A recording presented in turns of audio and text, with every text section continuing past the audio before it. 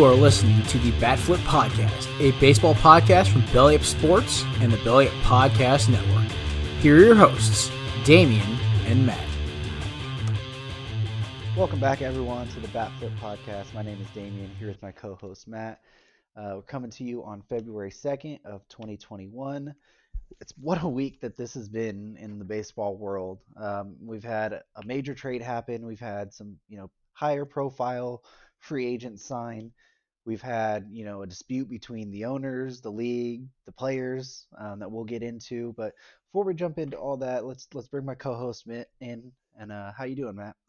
I'm doing pretty good. It sounds like you had a little Bob Nightingale slip up right there, Yeah, I did. but Little Bobby we've seen Nightingale. we've seen plenty of those this week. But yeah, I'm doing great.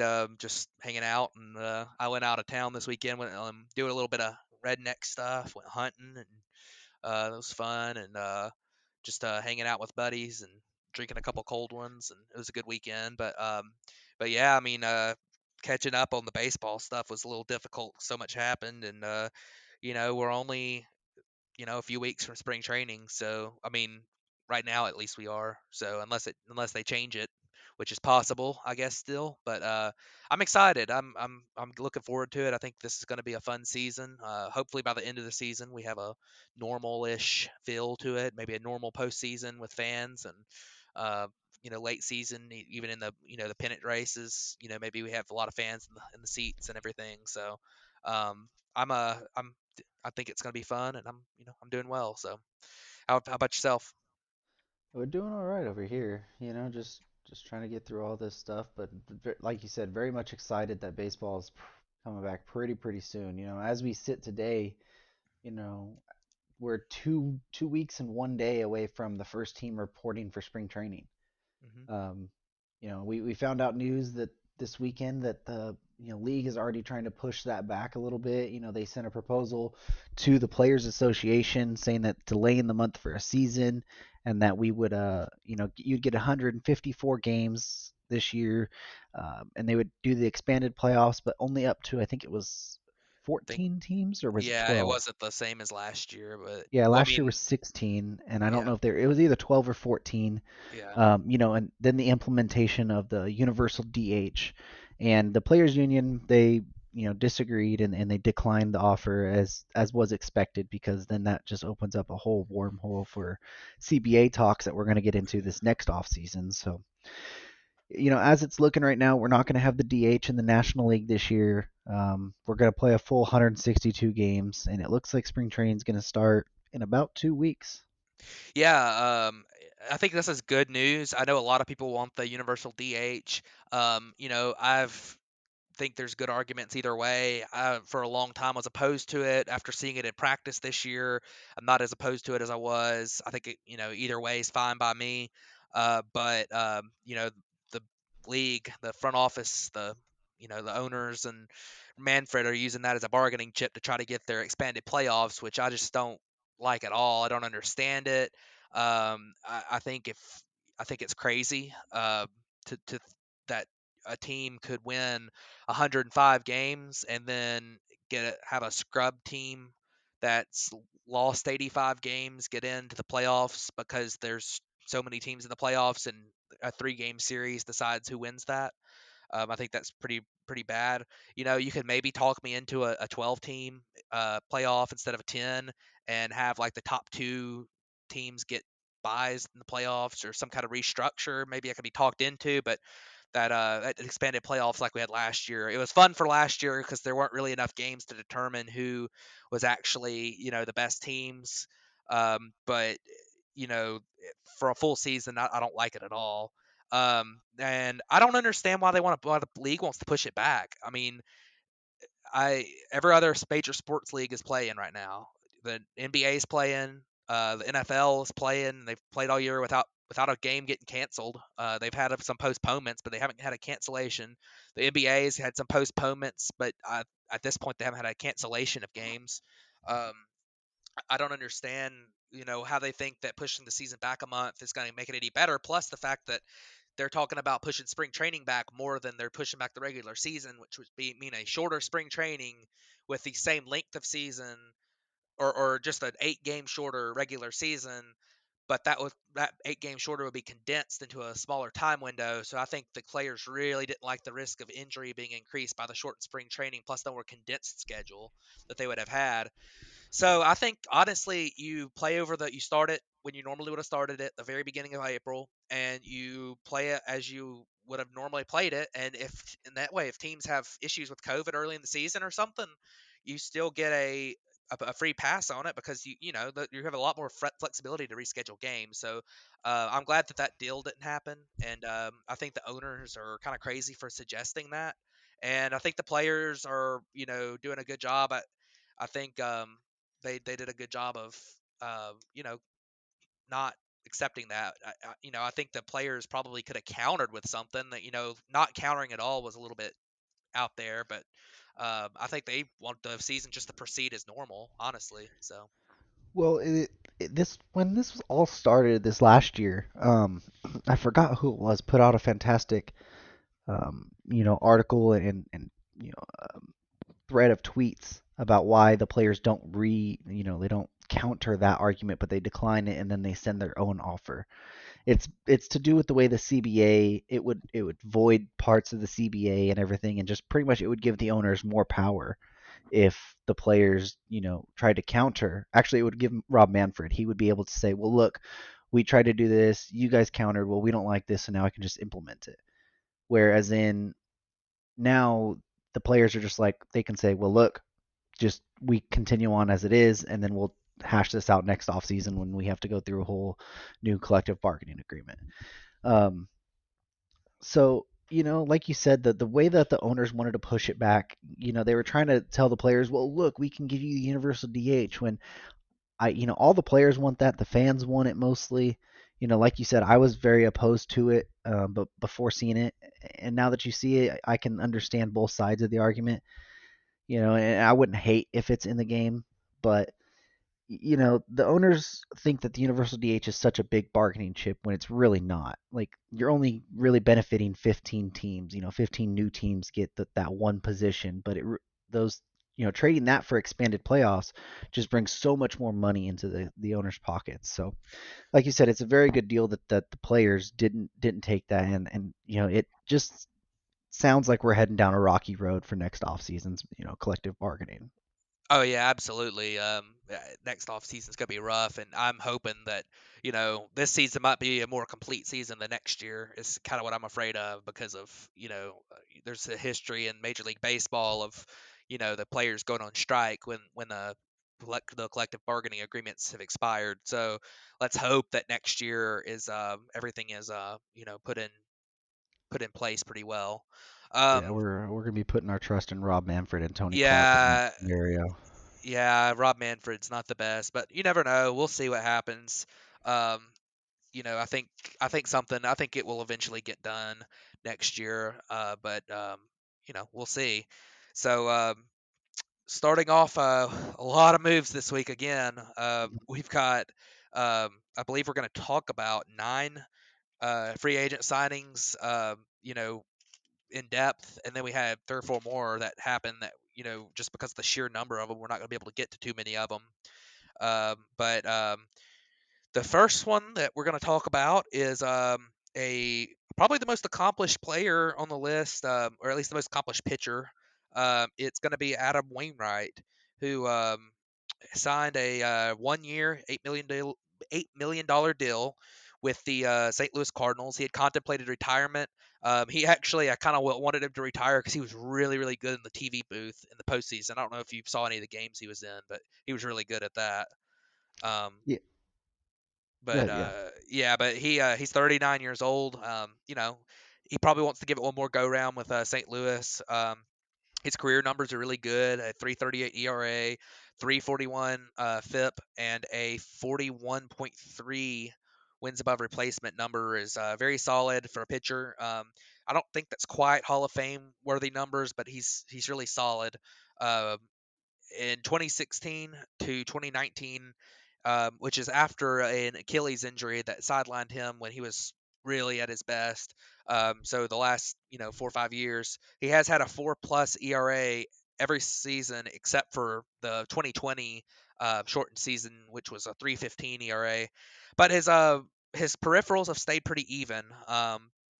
His lowest out of his fielding independent pitching number 393 and his highest of 436. So he is at this point in his career for the last 4 or 5 years has been a probably a number 4 level pitcher who has pitched just fine. Is worthy of being in a major league rotation, which is not.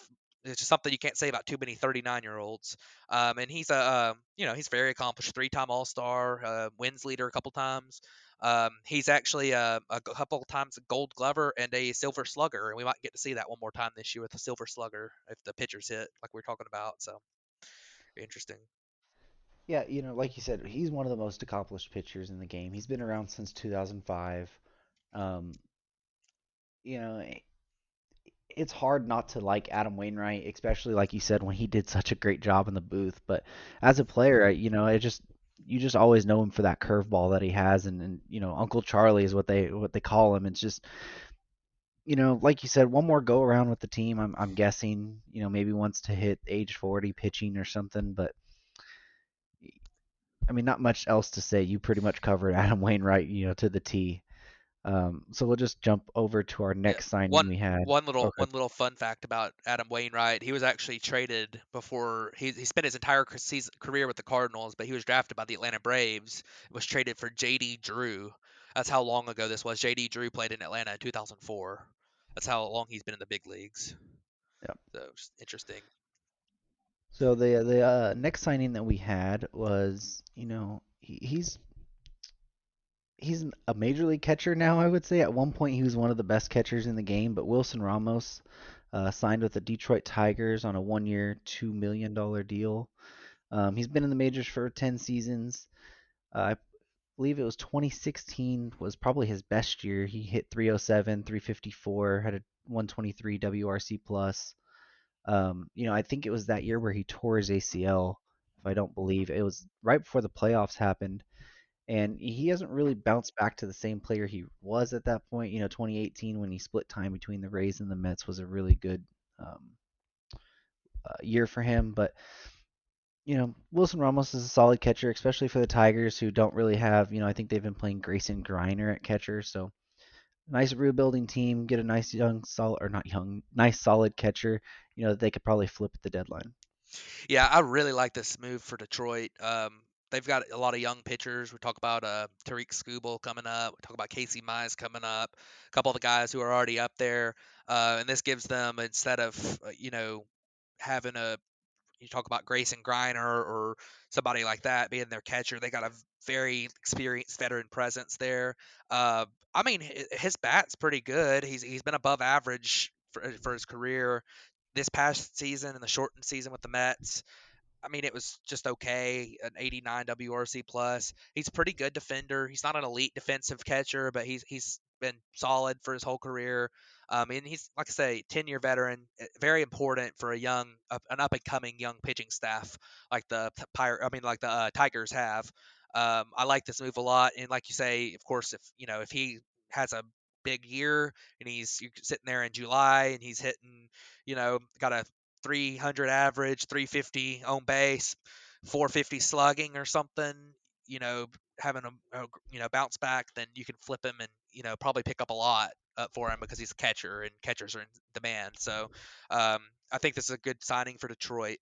Our next guy, another guy I think is a very good signing, um, and this one made by a team that we've been berating a little bit for their offseason moves, but that would be the Cleveland Indians, as they signed Cesar Hernandez, who has been there a while.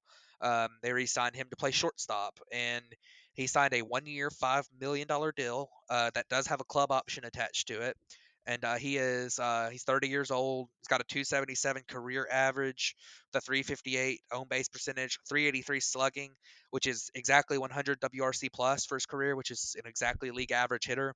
Pretty good defensive player. He's put up 14 wins above replacement in his career. Over or above average hitter based on that metric for the 4 of the last 5 seasons, and he's also been above 1.8 wins above replacement for the last 5 seasons. So I really like this move for Cleveland. I think this is a great I mean, I think he's a very solid regular as a player, good second baseman. He makes a lot of contact. He's going to keep your lineup intact. He's going to, push it to the next guy. Pretty good leadoff hitter too, a 358 on base percentage for a guy without a ton of power. That's pretty solid. So he's got a good eye at the plate. I like Cesar Hernandez. Yeah, I like Cesar Hernandez too, and like you said, this is a very good deal for the Indians, especially after trading, Lindor, and now there's rumors that they might trade Jose Ramirez, and he's a guy who can, like you said, set the table for a lineup. He gets on base at a decent point, plays decent defense. He's going to be somebody who just keeps his head down and shows up every day and does his job. He doesn't really cause any waves. He's not going to make you any big splashes on the field, really. He's just going to be a nice, solid major league player that just does his stuff day in and day out. You don't have to worry about him. You're going to get solid, basic. You know what his line's going to be most likely. He's going to have right around a 35 to 36% on base. He's going to hit you right around 270, 280 every year. He's going to play you solid defense. He's going to be a major league average player pretty much. And for a $5 million deal this year with a club option for next year when you're starting off your rebuilding phase, it's not bad for a 30-year-old player.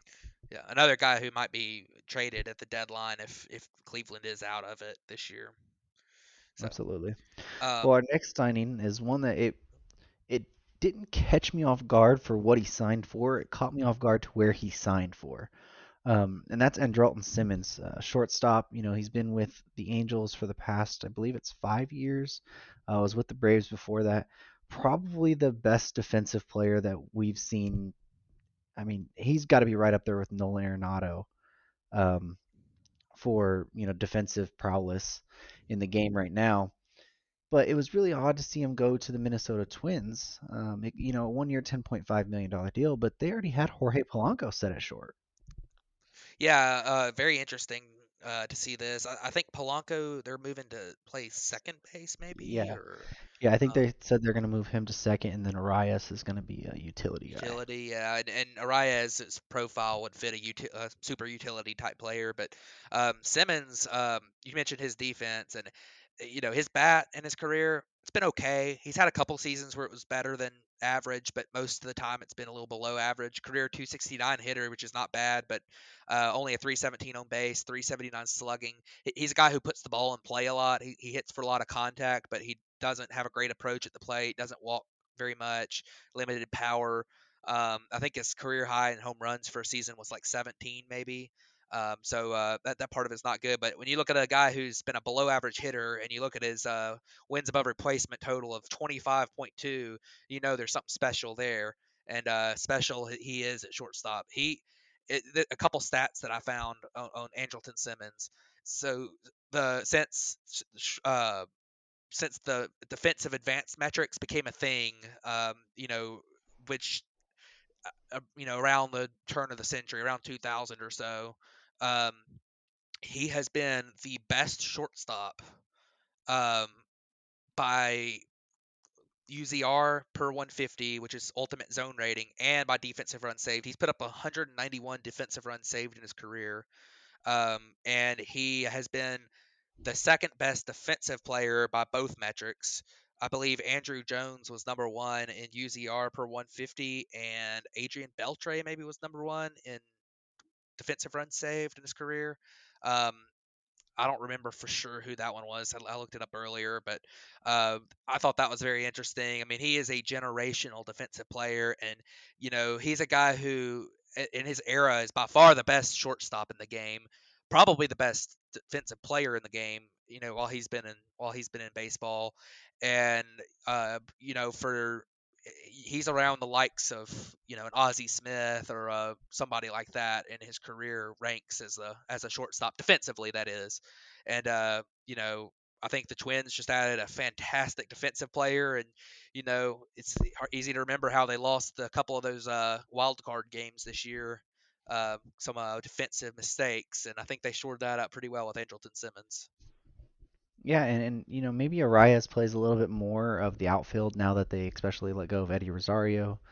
And we don't know what they're going to do with Nelson Cruz yet, but like you said, Simmons being able to lock down that shortstop, that's a huge advantage for them, especially if Donaldson's at third, with how his injuries have started hampering.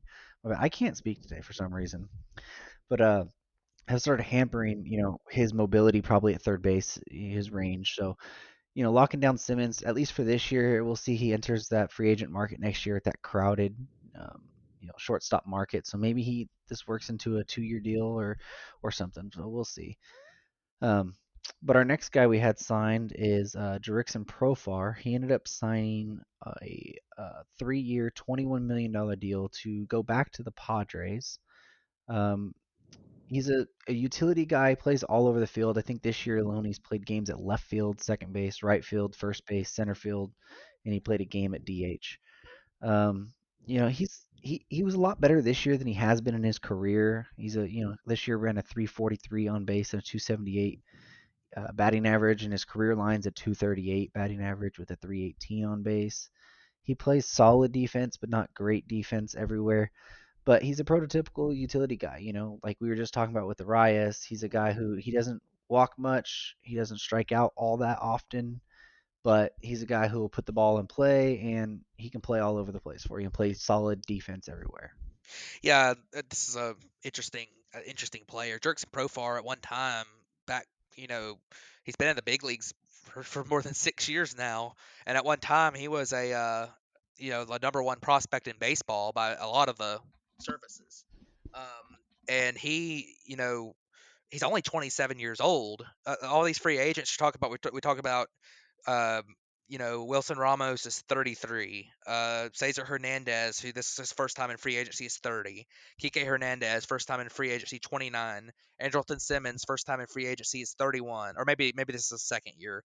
But this guy, Jerickson Profar, is 27. He came up real early. And his approach is good at the plate. He doesn't strike out a lot. He walks more than a lot of guys with his profile. 8, 9, 10% maybe even. And he plays, like you say, he plays above average defense. The thing that really has hurt Jerks and Profar in his career has been injuries early on, and I think some of those injuries have kind of zapped his power. He never developed the type of power that a lot of folks expected him to as a prospect. But if he can put up his 2020 numbers again for San Diego, I think they would be very pleased with that because they were pretty good. And Jerks and Profar at this point in his career seems to be turning into a solid regular. Maybe not what he was hoped that he could once be, but solid regular for a guy who's had as many injury problems as he's had is pretty good deal there. So 3 years, $21 million, $7 million a year is pretty much the going rate for a really good regular or a borderline regular. So they have him locked up for a few years. So that's a nice contract for him. Yeah, and that kind of like leads right into our next guy, like you were talking about that $7 million a year range, and that's Kike Hernandez. We mentioned him a little bit last episode, but he officially had signed today. Got introduced. He signed a 2-year, $14 million deal with the Boston Red Sox. He really fits kind of along that profile mold of player of what they are right now, at least. You know, he's not a great on base guy. He's decent at the plate, below average, but where he really shines is that he is, an above average fielder. He's can probably win a gold glove if he plays second base every single day. He won the utility. They had the new award this year for like the most fantastic fielder. He won that as a utility player this year. He played games at second base, right field, left field, center field, first, short. I mean, he's played everywhere pretty much except catcher. He's literally played every position except catching in his career. Um, he's a guy who he'll strike out more than Profar will. He walks right around the same, right around 9%. But what Kike Hernandez brings is more of the energy and the persona of what he is. As a Dodger fan, I've been able to watch him for the past 6 years, and he's probably the most fun player that I've been able to watch. He just never has a bad day, and just always is the life of the party, no matter what. So there's a lot more that he brings to the plate rather than just the on-field numbers, at least. Yeah, and along those lines, it's good for a rebuilding, or not really a rebuilding, but kind of a retooling Red Sox team that, still got some really good pieces there, but they're definitely have some young pieces that are coming up that are going to need to kind of figure it out a little bit. His career numbers at the plate not great, not bad. 240, 313, 425. He's put up 8.3 wins above replacement, and that is in a part-time role. He hasn't ever been a full-time player. The closest thing to that was 2018. He played 145 games. He actually put up a 118 WRC plus that year with a 256 average, 336 on base, and 470 slugging, and that put up over 3 wins above replacement, which is a really good number. I think I think he's put up 3 wins above replacement twice in his career. So this is a guy who, and like you said, his defense is very good and being able to play all over the place. It's a very valuable player.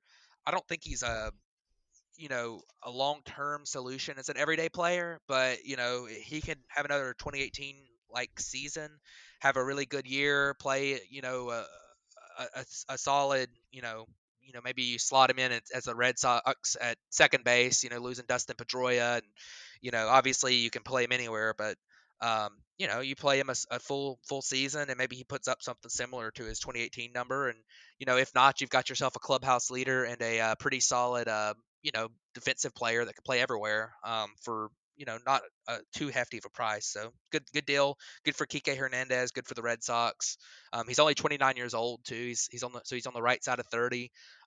He's a guy who maybe with a full time role could be a little bit of a late bloomer and put up a couple of really good seasons for them. So interesting signing for sure. Absolutely, absolutely.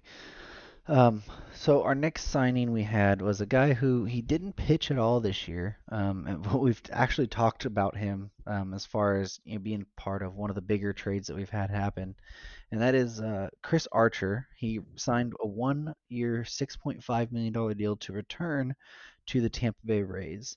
He missed this year with thoracic outlet surgery.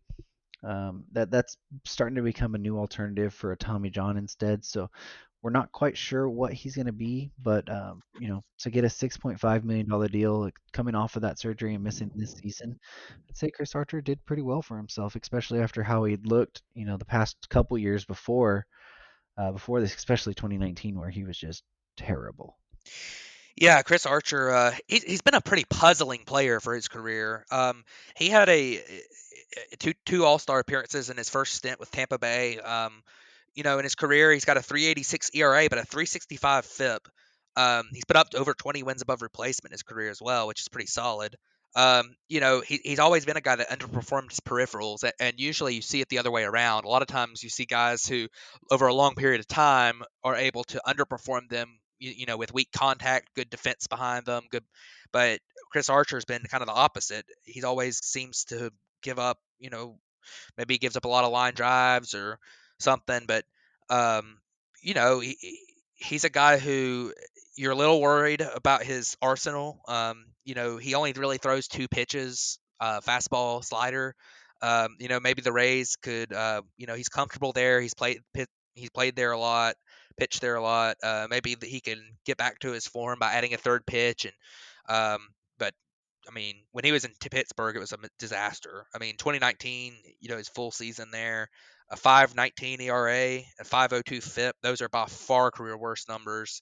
You look at, after he got traded there in 2018, I don't have the splits on that right in front of me, but it wasn't great.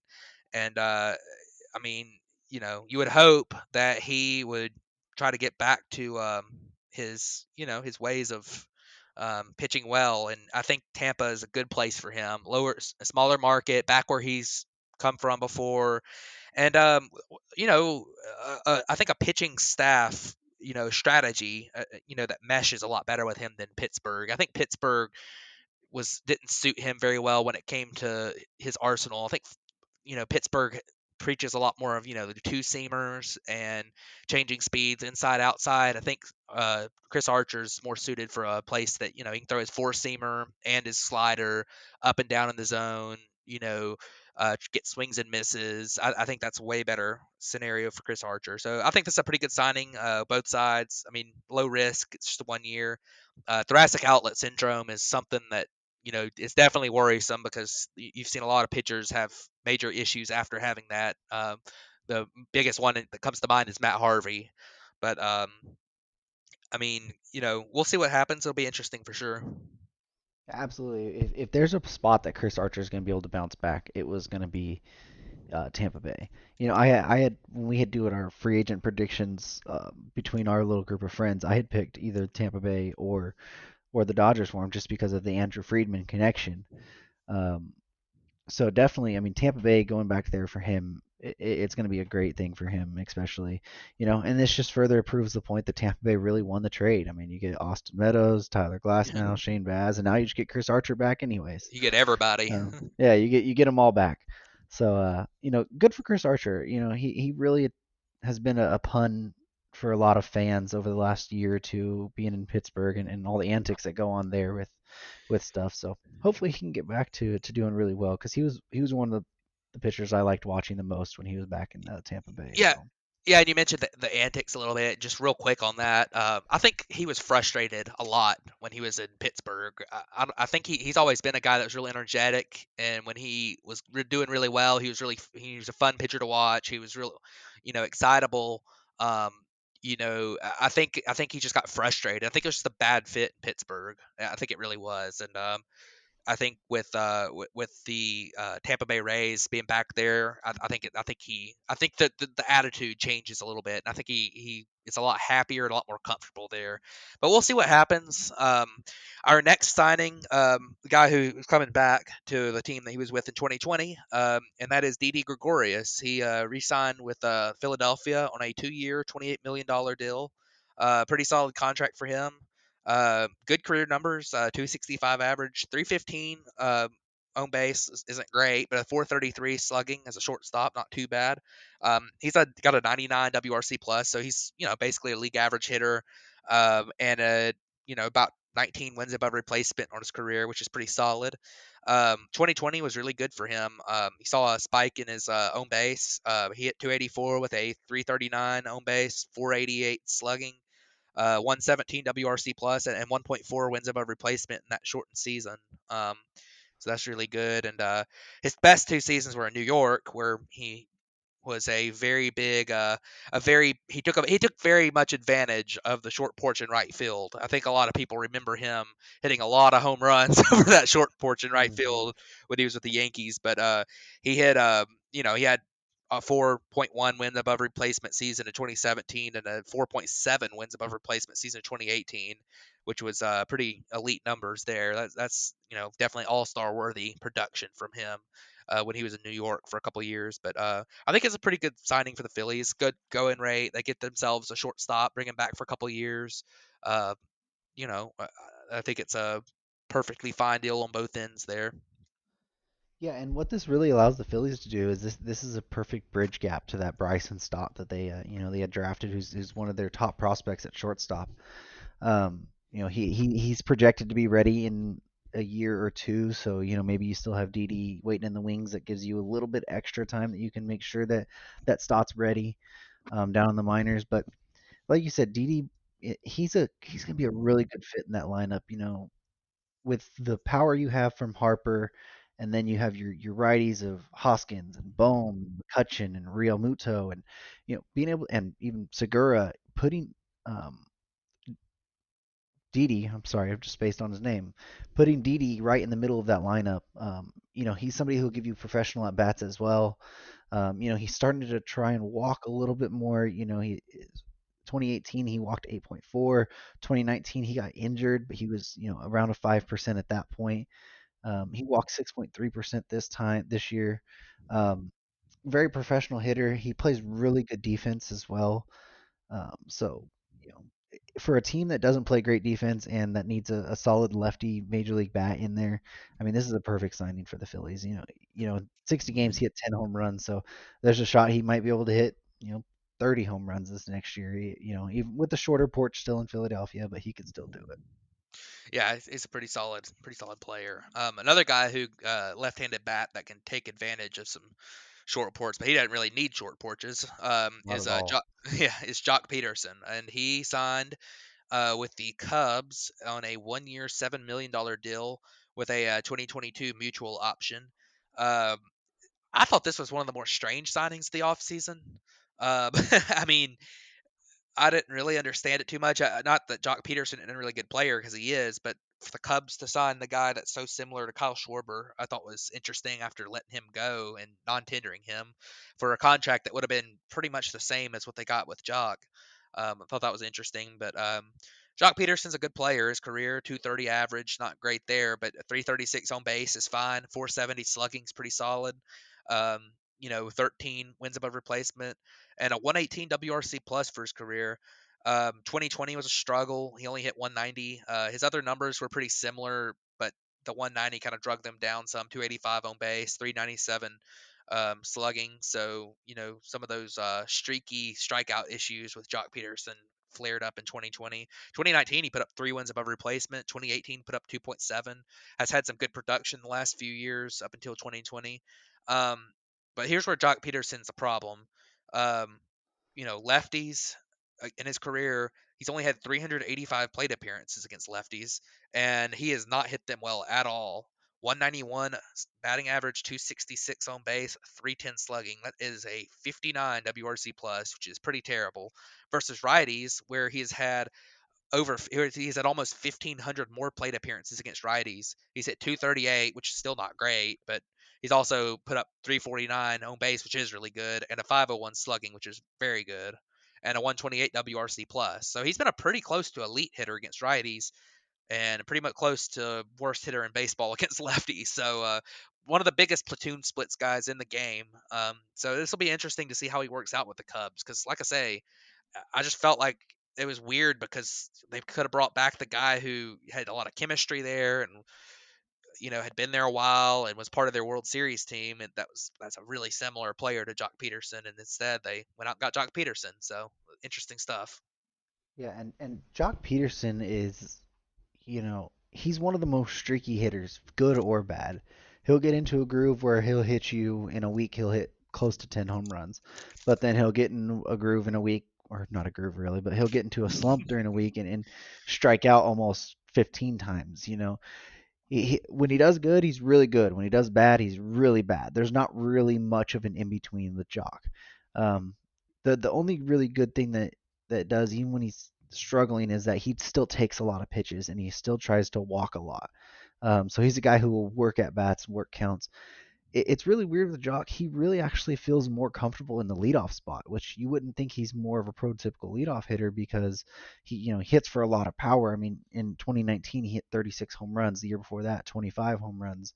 He's hit over 20 home runs 4 times in his career. Um, but that's where he feels a little bit more comfortable. He plays solid defense. He's not a great defender at all, but he's not terrible. I mean, he'll get by with it. Um, you know, we talk about WRC plus, which is 100 being league average. He's done that over 5 times in his career. This year was a little bit of struggle, like we said, but if he would have had the full season, I expect those numbers to really have bounced back because he was on that cold streak like I was talking about for much of the season. But like you said, it's very similar to Kyle Schwarber, so it was a really head scratching deal when I saw that Joc Pederson had signed with them. But he's a guy who will, he'll hit those bombs like Schwarber. He'll hit them out of Wrigley Field all over the place. Oh yeah, for sure. So that's it for the free agents. We're going to go in depth on, but there were some more, and because of time, we're not going to be able to go through all of them. But real quick, Freddie Galvis, who's been a big league shortstop for a bunch of different teams, Phillies, Padres. I think he might have been in the Blue Jays for a year. He's been all over. He signed with Baltimore, 1 year, $1.5 million deal. He'll be replacing Jose Iglesias, of course, who was there last year. So that's a pretty good move for them. Maybe a guy who can increase his value as the season goes on. Carlos Rodon re-signed with the Chicago White Sox. Guy who's battled some injuries. He's had some times where he's looked like he could be a pretty solid pitcher. Lefty signed a 1 year, $3 million deal. So a pretty good move there for the White Sox. Bring him back. See if he can have that breakout finally. Sean Doolittle, veteran reliever, signed with the Reds on a 1 year, $1.5 million deal. He's been really rough his last couple years. He's battled injuries a little bit. When he got moved to Washington from Oakland, he started giving up a lot more home runs, and that's been an issue for him there. And This is kind of about maybe a bounce back candidate. And Aaron Loop, from the who was with the Rays this past year, he's pitched in Toronto. He's a villain in Atlanta because he's the guy who broke Freddie Freeman's hand several years ago. Um, he he signed with the Mets on a 1 year, $3 million deal, so he's going to get to face Freddie Freeman a lot. And hopefully he doesn't break Freddie Freeman's hand again. But solid move. He's a pretty good lefty reliever, veteran, specialist. Get that lefty out. Those are four more moves that signed major league contracts that we didn't really get a chance to discuss. And the big reason that we didn't get a chance to discuss those is because we have a gigantic trade and a very complicated trade that occurred this week. Yeah, that's I mentioned him a little bit earlier, but that's Nolan Arenado. We had talked about him before, about the Rockies having to really trade him before that this year started because he had an opt out after this season. Um, and we kind of got rumblings that the Cardinals, they had been interested the year before when the talks had happened, and they'd always seemed to be in on big players. They traded for Paul Goldschmidt, but this deal, it kind of came out of nowhere. It was like, oh, hey, the Cardinals are close, and then boom, it's done. Um, and they really didn't trade much. Arenado got traded for left-hander Austin Gomber, third baseman Mateo Gil, infielder Elherius Montero, right-handers Tony Loesi and Jake Sommers. But the big thing about this deal is that Arenado is going to keep his opt-outs, but they added on an extra year at the end of it for 15 million. So now he's signed through 2027 for 214 million dollars. With the Rockies, they're going to pay about 51 million of that.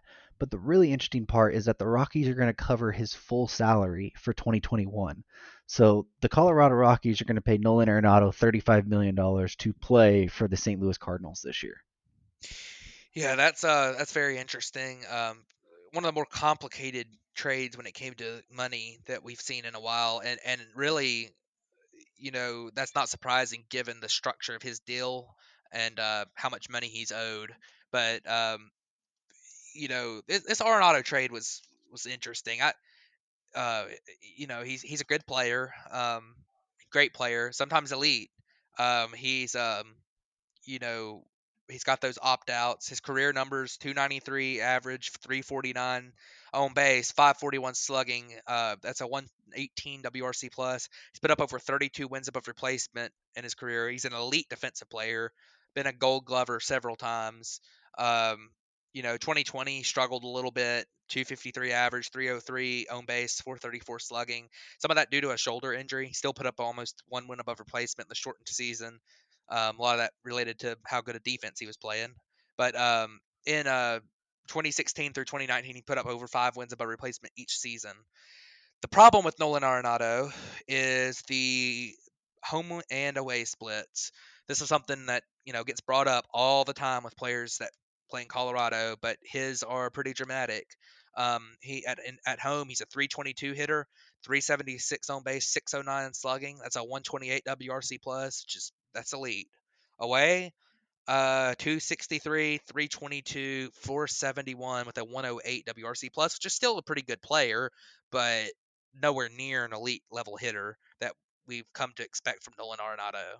So, he's going to play elite defense. That's a given. That doesn't change. But, are we going to get Nolan Arenado that's putting up really good numbers at the plate, or are we going to get one that's putting up pretty good numbers at the plate? And that's going to be a pretty big deal when it comes to somebody who's owed $214 million through 2027. Because after this year, that's going to, if he opts in, that's going to put a big hamper on the Cardinals after the Rockies are done paying his salary for this season. So that'll be interesting. Yeah, and Arenado was actually introduced to Cardinals today, and he said that his off season had still been hampered a little bit by that shoulder injury. So, it'll be interesting to see how he initially starts off on this year because of what his training was a little bit limited with still having to nurse that injury. Um, the added year onto the end of this deal made it really interesting because he kept his opt outs and his no trade clause. So why would you add on a year and still keep your opt outs? It's just very weird on how that worked. And then the Rockies paying it all. But, Arenado, I mean, I think that the splits are over dramatic because of him playing in Colorado every single day. You know, it, there's an interview with Charlie Blackman, who is one of Arenado's teammates, who says that when you go from batting at Coors to batting on the away, it just feels completely different. And by the time that you're really adjusting to the ball, the way it travels on the road, then you get back into playing at Coors, and then it just changes. So you have to change your way your swing is. So he said that's why it might be better sometimes for a player to just get away altogether from Coors, and then he might be able to really take off on the away numbers, away from that ballpark. So it'll be interesting to see how Nolan does. I still think that he's a fantastic player, and that he will be just the typical Nolan Arenado that we always see. Yeah, and I think either way he's going to be good. Whether he hits at his career away clip of 108 WRC plus with his defense, he's still going to be really good. And it's just going to be a matter of, is he $214 million through 2027 good? But there's reason to believe he could be. There's reason to believe he couldn't be. We've seen guys who have gone away from Coors and done really well, like DJ LeMahieu the last few years. We've seen guys go away from Coors and not do quite as well. So it'll be interesting to see what happens there. The return for the Rockies, it's going to be a little bit underwhelming when you trade a player like Nolan Arenado to get this return, but it's a pretty good return. When you talk about how much of the contract that he had and how difficult of a trade that was, because it's entirely possible either Arenado is going to be a 1 year rental because he has a great year in St. Louis, or he's going to opt into his contract because he had a rough year in St. Louis, which would then cause him to be owed a ton of money for the rest of his time there. But so the return wasn't a really elite return for a player like Arenado, but it was still some useful players. Austin Gomber is a left-handed pitcher. We've seen him in the big leagues a lot. Pretty good ground ball rate. 389 career FIP. He's pitched across 2 seasons. He had some injury issues, I believe, in 2019. He pitched in the minors some, but you know, 8 strikeouts per 9, 4 walks per 9. Not great there. His ground ball rate's really what's going to help him. Get some weak contact. He started 4 games and pitched out of the bullpen in 10 games this past year in St. Louis. So he's a guy who could either start or pitch in the pen. Of course, you want to get ground ball pitchers up in Colorado because of obviously the ball carries and things weird happen when the ball gets hit in the air there. So I think that's a pretty solid pickup for them.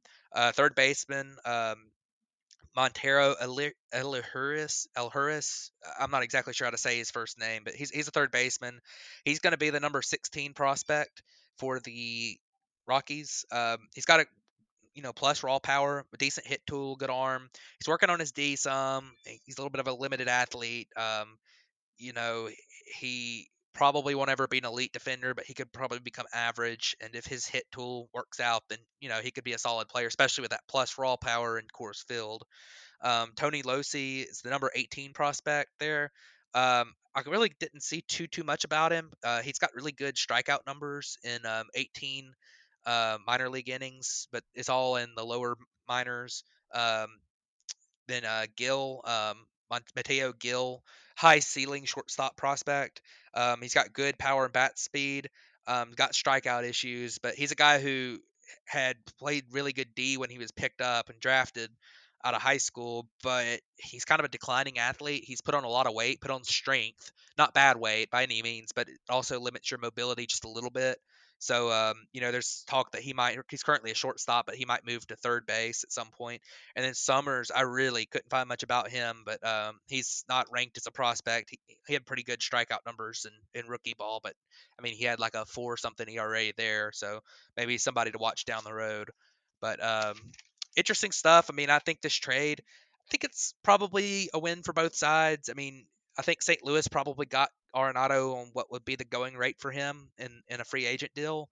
And I don't think they gained a ton of value. I don't think they lost a ton of value bringing him in. And I think that Colorado got some pieces back that could end up being helpful in the future, and got a big contract off their hands that maybe they can use to sign some other free agents eventually. And obviously Arenado wasn't very happy there anyways, so that was a big deal to you know they needed to move on from him anyways, because he's a guy who he said he was going to opt out this year. So one more trade this week, and this one was interesting as well. Yeah, it's on the smaller scale, nowhere near the Arenado deal, Absolutely. but Alex Cobb, he was a really good pitcher when he first came up with, the Tampa Bay Rays, and from 2011 to 2016. 2016 he really struggled, but before that, I mean, he was having 2.87 ERA, 2.76 ERA. His FIP was right around the middle threes, middle to low threes, I should say. 2016 he really struggled. I think he had Tommy John that year, at the end of 2016. I believe so. He had some Um, kind of injury, I think. yeah, it was right around there, and he came back in 2017. He pitched decent at 3.66 ERA with a 4.16 FIP. And then he ended up signing a 4-year, $57 million deal with the Baltimore Orioles, and he's just never been good. He had a 4.90 ERA, a 10.95 last year. He only pitched in 12 innings in 2019. 4.30 ERA with a 4.87 FIP this year. That gives him career numbers of 3.88 to 4.05. He didn't get traded for much, but the Angels did acquire him for their sorry, for their fifth overall prospect, Jahmai Jones. And I know you have more on Jahmai Jones. Yeah, Jahmai Jones is a guy who has been rated pretty high. I think he was a top draft pick for them um, several years ago, but he's the number 11 prospect for the Orioles now. He's got a pretty good power speed combo, decent hit tool potential. He needs work defensively for sure. Um, Strikeouts need to be a focus for him, bringing those down some. Um, and he finally broke into the big leagues this year. Just played in 3 games, but had a small cup of coffee debut. So he's a guy who's close to ready. I'm assuming that he'll probably play a lot for the Orioles this year. In their lineup, they need bodies, and they need young bodies that could potentially help them in the future. So I think that's a pretty solid move there for them. And I think you hit it pretty well on Alex Cobb. He's a guy who I think he's going to slide into the Angels rotation, which really, after looking at it again and kind of thinking about it, it's not that bad. I mean, you've got, if Dylan Bundy can repeat what he did this past year, you've got him. You've got bringing in Jose Quintana, who's a veteran pitcher. Definitely better than what they had been throwing out there. Andrew Haney's a solid left-handed pitcher.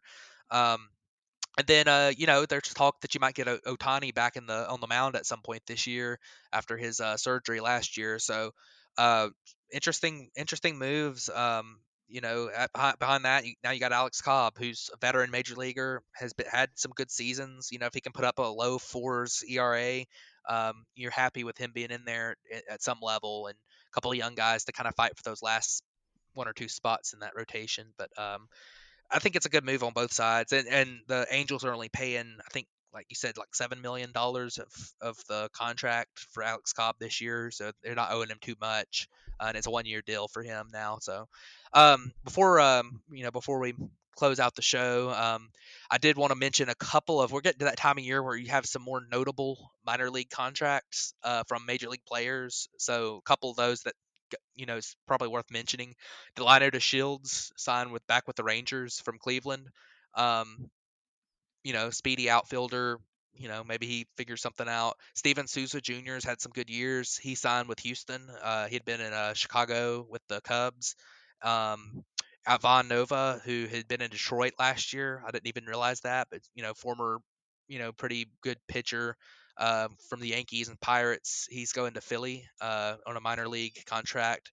And I believe there was one more pretty significant one, but I don't remember who it was. So um, either way, some interesting. Oh, Wade Davis.